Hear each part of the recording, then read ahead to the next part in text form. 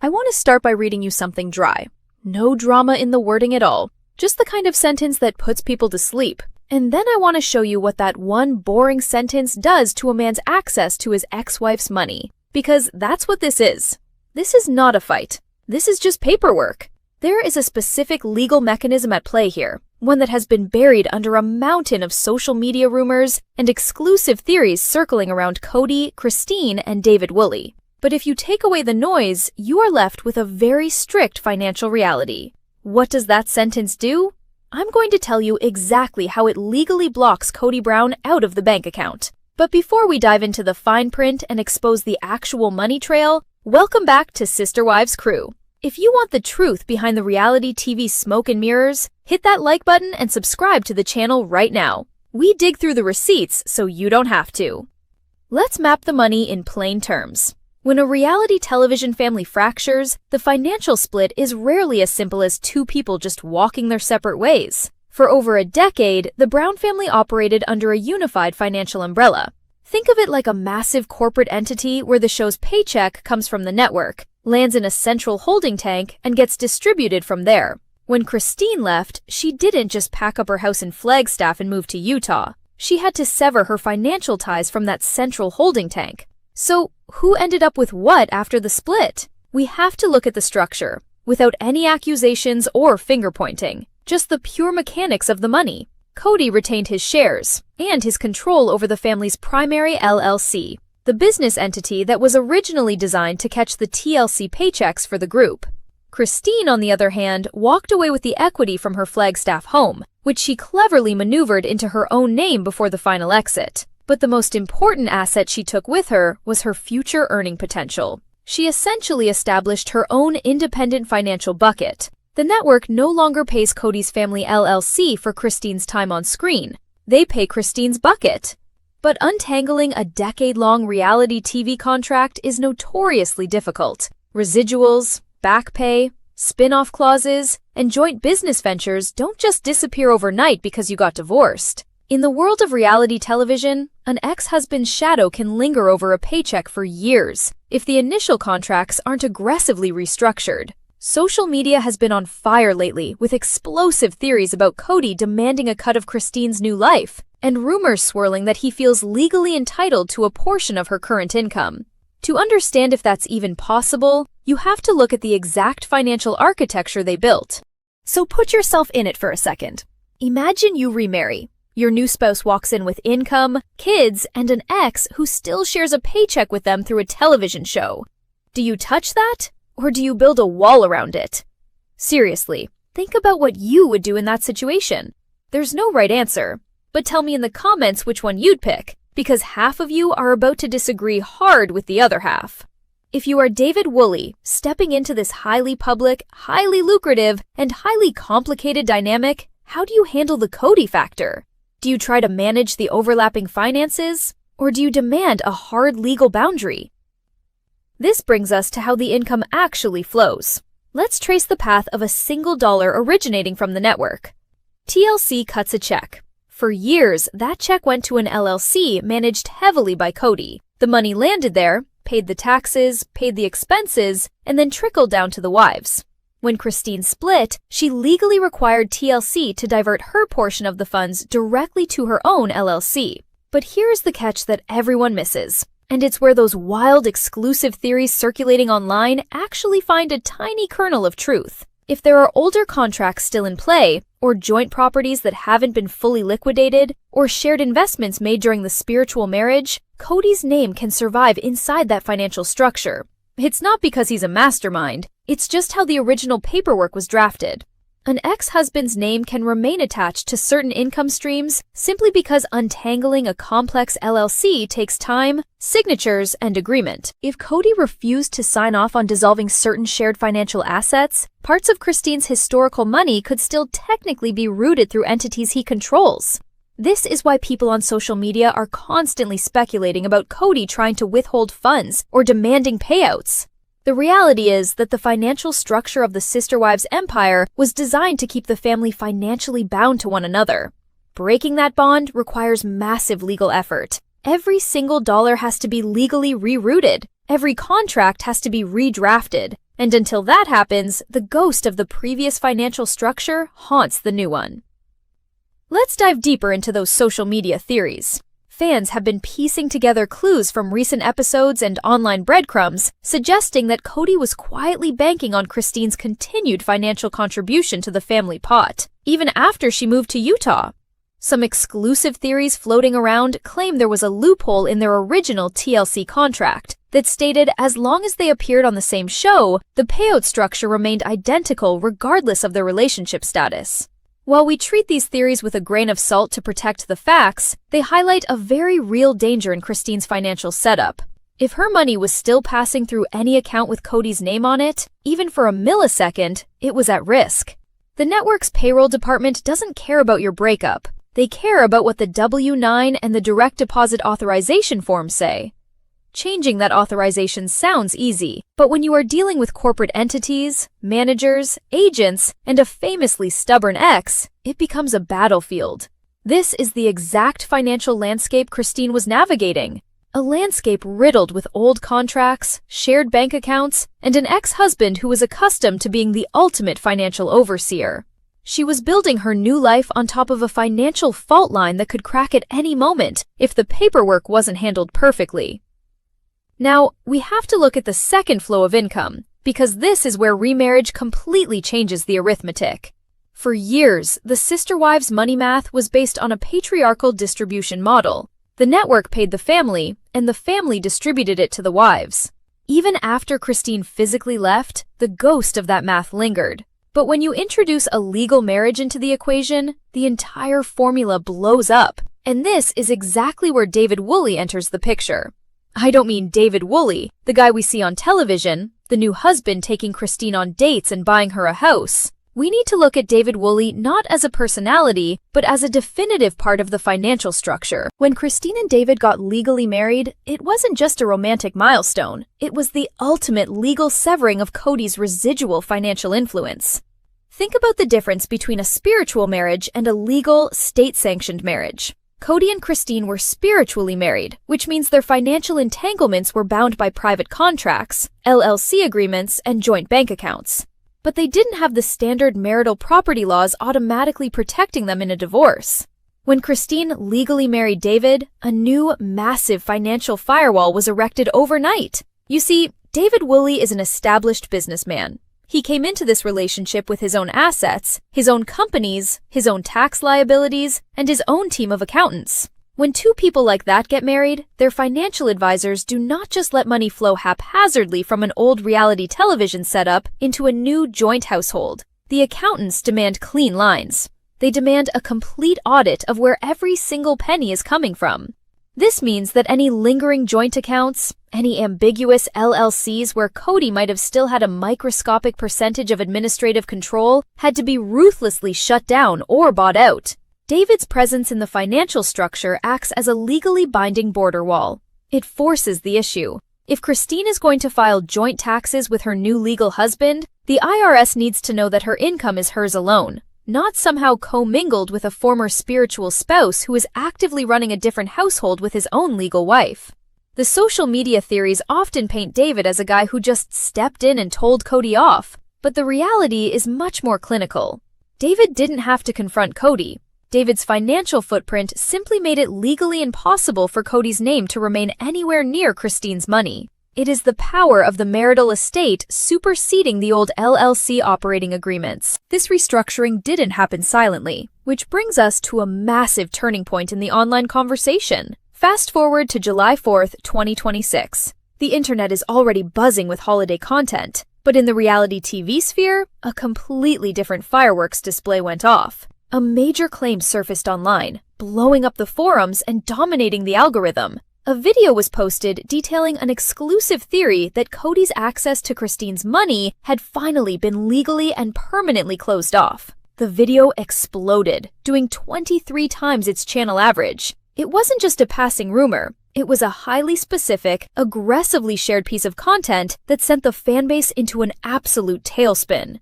So, what exactly did this July 4th claim contain? The exclusive theory alleged that a final legal maneuver had been executed right before the holiday, completely locking Kody out of any current and future earnings generated by Christine. It claimed that Kody had been quietly receiving a small, residual percentage of the TLC payouts tied to older seasons, relying on a grandfathered clause in their original talent contracts. According to this viral theory, Kody had been banking on that passive income to fund his ongoing expenses in Flagstaff. The claim stated that Christine's legal team, backed by David's resources, had finally found the loophole to terminate that residual flow. It alleged that Kody was handed a stack of paperwork officially stripping him of his status as a payee on any content featuring Christine, retroactive to the date of her legal marriage to David.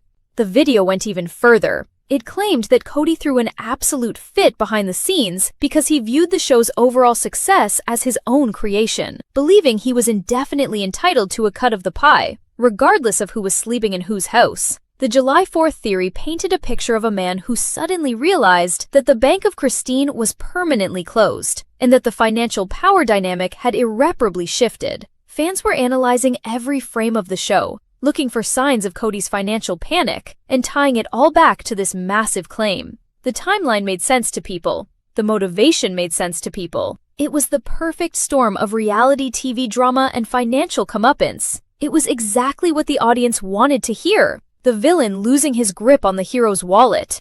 I still haven't read you the document. That's on purpose. 2 steps left. I know you want to hear the exact wording of the dry, boring sentence I mentioned at the very beginning, but if I just read it to you out of context, it won't mean anything. You have to understand the massive web of rumors, the sheer volume of social media noise, and the rigid structural realities of David's legal presence to fully grasp how powerful this one piece of paperwork actually is. You have to see the board before I show you the winning move. To set up this next step, we have to rewind slightly from that explosive July 4th rumor. We need to go back to March 14th, 2026, and look at what Christine herself was saying at the time. Reality stars rarely give you the raw financial data in their interviews. They speak in code. They talk about boundaries, they talk about new chapters, and they talk about protecting their peace. But if you know how to translate reality TV speak into financial realities, her words map perfectly onto the structure we are building right now. On March 14th, 2026, Christine made a series of public statements on her social media and in the Associated Press that seemed, on the surface, just like standard inspirational quotes about moving on. She talked about the relief of finally having her name in her own life. She mentioned that for the first time, she felt entirely in control of her own destiny, specifically highlighting that the invisible strings tying her to her past had finally been cut. Now, the casual viewer reads that and thinks it is an emotional statement about getting over a breakup, but look at it through the lens of a forensic accountant. Look at it through the lens of the Sister Wives LLC structures. Invisible strings is not just a metaphor for emotional manipulation. In the context of a decade-long television contract, invisible strings are joint bank accounts. They are shared liability clauses. They are operating agreements that require 2 signatures to move a large sum of money. When Christine said she finally had her name on her own life, she was quite literally talking about the title of her assets and the sole proprietorship of her income streams. She was signaling that the exhaustive legal work of separating her finances from the Brown family collective was reaching its conclusion. How well does this match the structure we've outlined? It is a flawless fit. Think about the timeline. She marries David. The accountants come in and demand a clean break. The lawyers spend months drafting the separation of assets, untangling the residual clauses, and forcing Kody's name off the remaining joint entities. By March 14th, 2026, she was feeling the first real effects of that legal victory. She is experiencing the reality of a paycheck that doesn't have to bounce through a Flagstaff holding company before it reaches her Utah bank account. She doesn't come out and say, "I successfully petitioned to have my tax documents updated and severed my ex-husband's fiduciary access to my television residuals." She says she cut the invisible strings. When you align her March 14th statements with the explosive July 4th exclusive theories, a very clear narrative emerges. The social media rumors were messy and sensationalized, but they were circling a fundamental truth. Kody was losing his grip. David's presence was the catalyst, and Christine was quietly signing the paperwork to make it permanent. The fans felt the shift, even if they couldn't point to the exact legal mechanism causing it. They knew the money had stopped being Kody's problem, or more accurately, Kody's privilege. But feelings and exclusive theories are not proof. They are just the smoke. To find the fire, you have to bypass the gossip and go straight to the filings. You have to look at the exact wording that makes all of this legally binding. And that brings us right back to the boring, dry sentence that changes absolutely everything. Let's open the document. Here is the sentence, exactly as it appears in the legal restructuring of the talent payment agreements, buried deep in an addendum that nobody was supposed to pay attention to. It reads, "Effective immediately upon the execution of this addendum, any and all current and future disbursements of funds, royalties, residuals, and contractual compensation originating from the production entity shall bypass any previously established joint management entities or collective corporate structures, vesting solely and exclusively in the individual signatory's individually designated financial institution, thereby irrevocably revoking any prior power of attorney, joint payee authorization, or shared fiduciary mandate." That is it. That is the boring, dry, sleep-inducing sentence I promised you at the very beginning of this video. There are no exclamation points. There are no accusations of financial abuse. There is no dramatic reality television music playing in the background while a lawyer reads it aloud. But the power packed into those 50-something words is absolute. Let's break down exactly what that dry sentence does, step by step, translating it from corporate legalese into ordinary language. First, bypass any previously established joint management entities or collective corporate structures. In the Sister Wives universe, the joint management entity was the central nervous system of their survival. It was the family LLC. For over a decade, that LLC was the basket that caught every golden egg the show produced. By explicitly stating that all funds must bypass this structure, this document takes a sledgehammer to the original financial foundation of the Brown family. It legally acknowledges that the collective is dead. Christine's money doesn't just stop in a holding account to say hello to Kody's money anymore. It flies right over his head. Next, look at the phrase vesting solely and exclusively in the individual signatory's individually designated financial institution. This is where David Woolley's presence acts as the ultimate shield. Because Christine is now a legally married woman in the state of Utah, her individually designated financial institution is protected by standard marital estate laws. The money lands in an account that she controls, and by extension of their legal union, an account that falls under the protective umbrella of her new marriage. Kody cannot petition the network for access to it. He cannot claim that it belongs to the spiritual family pot. The document legally redefines Christine not as a sister wife contributing to a whole, but as a solo independent contractor. But the real kill shot, the part that legally blocks Kody out of the bank account forever, is the final clause, thereby irrevocably revoking any prior power of attorney, joint payee authorization, or shared fiduciary mandate.